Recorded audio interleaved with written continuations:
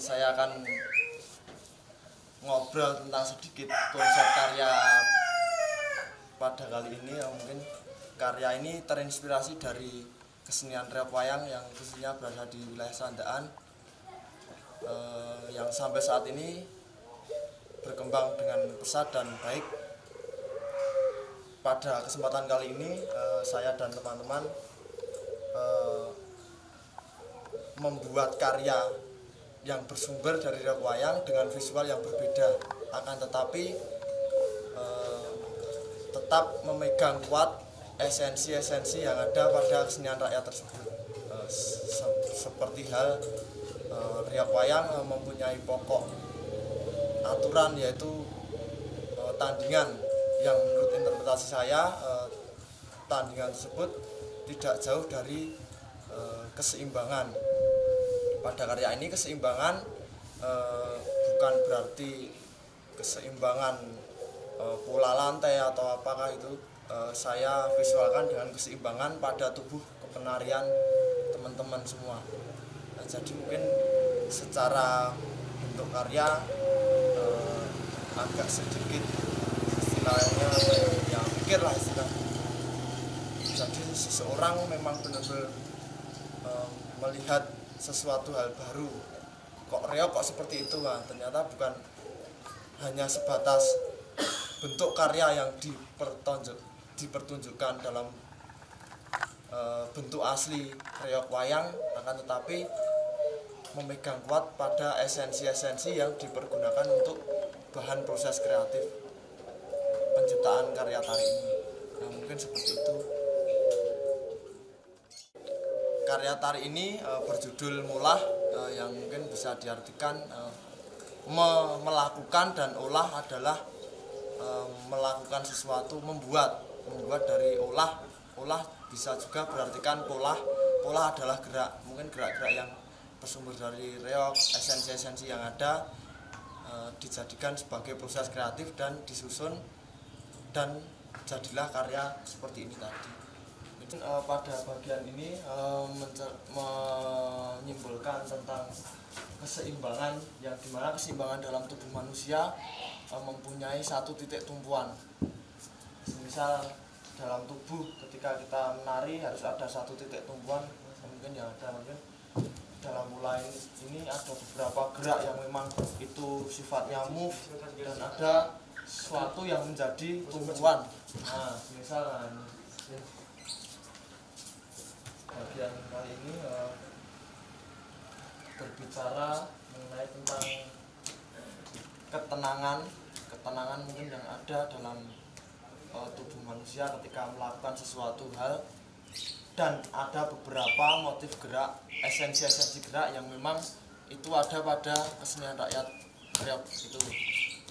Nah, mungkin ada beberapa pola-pola yang memang ada pada reok, seperti garis-garis yang bersifat, menurut pemikiran saya itu adalah konsep baris berbaris. Nah, seperti itu.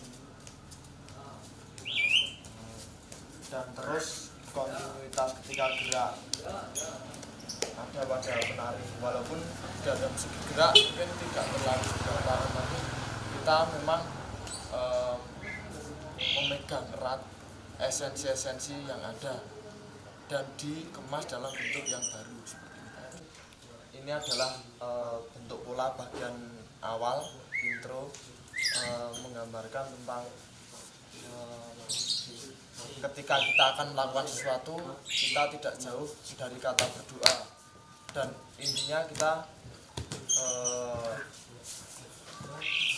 manembah manah kaulo Gusti, istilahnya kita menyembah Tuhan, meminta doa ketika kita akan melakukan sesuatu hal.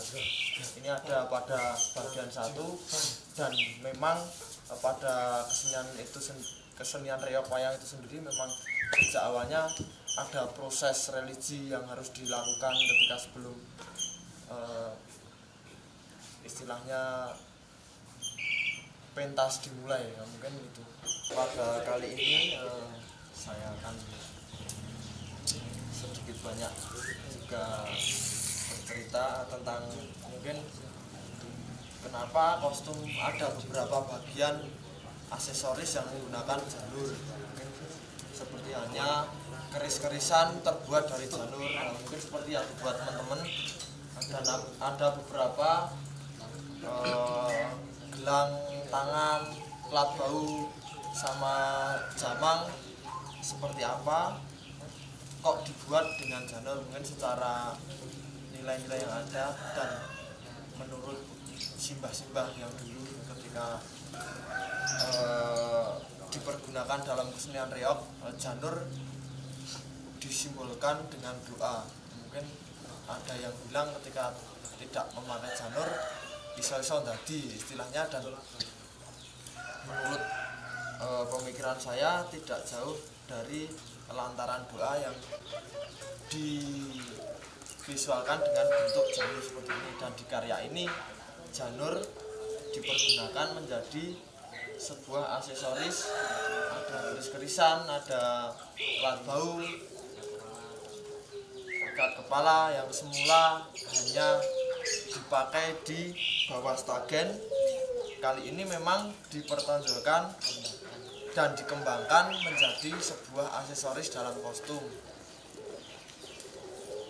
Dan di sini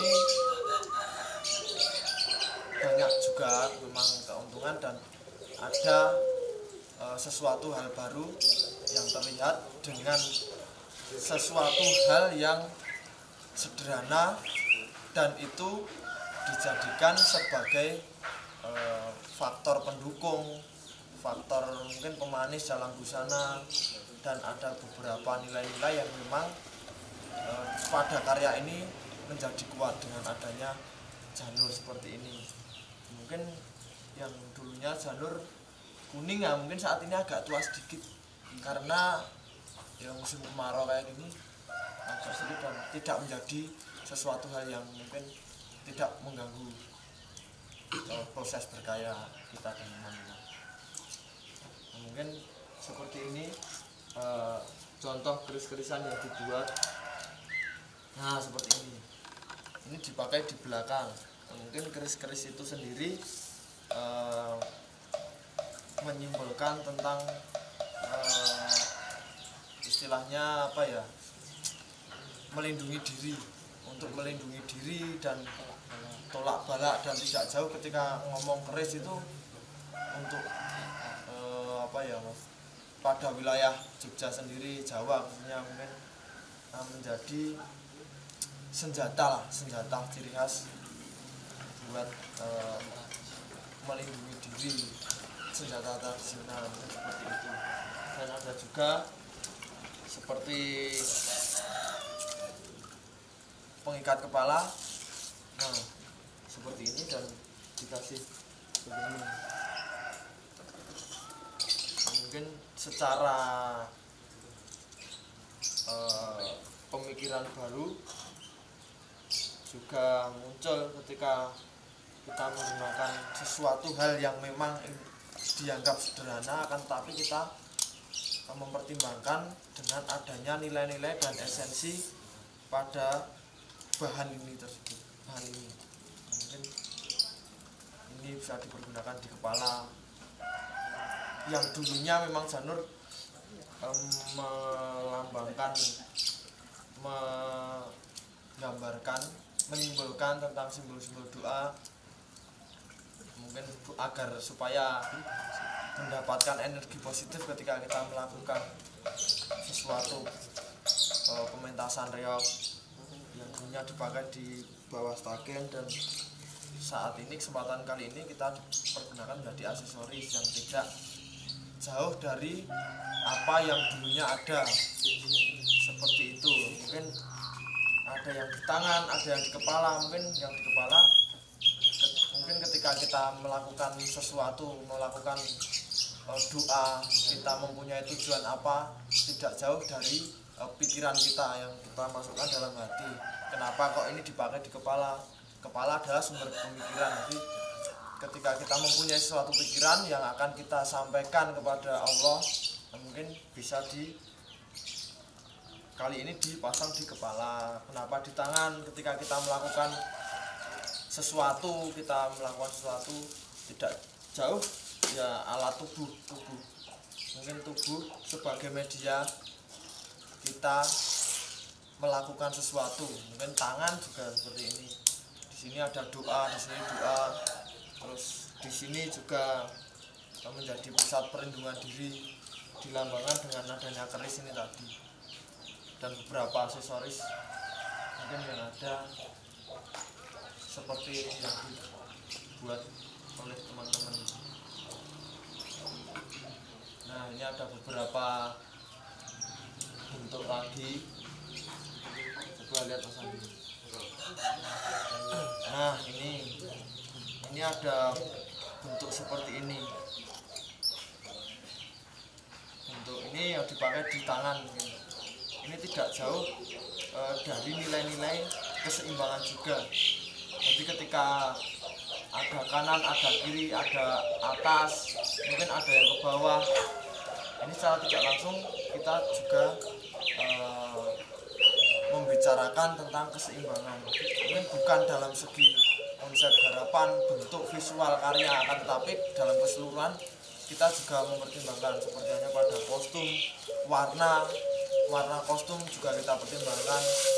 Mungkin beberapa kain menggunakan warna yang merah, ada yang hitam. Mungkin dari warna-warna itu membicarakan tentang keseimbangan juga yang ada pada bumi. Adanya ya apik ya elek istilahnya, semua seimbang, tergantung kita sebagai manusia yang melakukan pada menjalani kehidupan, bagaimana kita harus melakukan sesuatu hal, bagaimana kita harus menjalankan sesuatu, di mana yang baik, di mana yang buruk.